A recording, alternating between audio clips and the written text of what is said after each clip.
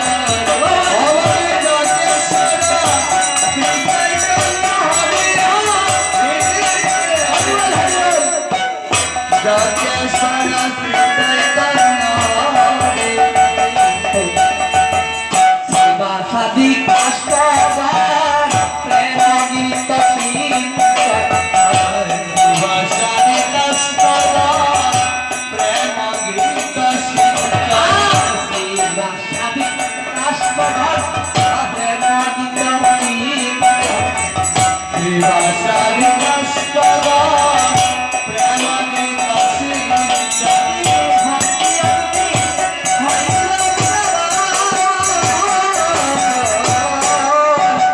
ভক্তি অগ্নি হরিল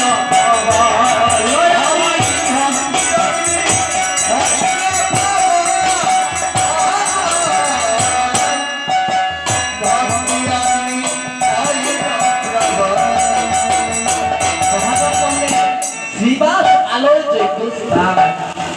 এই যে হরিনাম যজ্ঞখানা কার বাড়িতে হয়েছে? হরিনাম যজ্ঞ যার বাড়িতে হোক না কেন ওই বাড়িটার নাম তখন শ্রীবাস আঙ্গন হয়ে যাবে। তাই গৌর হরি বল। আর যজ্ঞের ঈশ্বর হলেন চৈতন্য হরি। যজমানকে যিনি মহাপ্রভুর সেবায় রত পূজা অর্চনা করেন, যেমন আজকে ঠাকুর করে আমার বাবাজি আছেন, আজকের ওই হরিনাম যজ্ঞের অদ্বৈত হলেন উনি। তাই মহাজন বললেন শ্রীবাসালয় যজ্ঞস্থান শ্রী অদ্বৈত যজমান যজ্ঞেশ্বর শ্রী চৈতন্য হরি।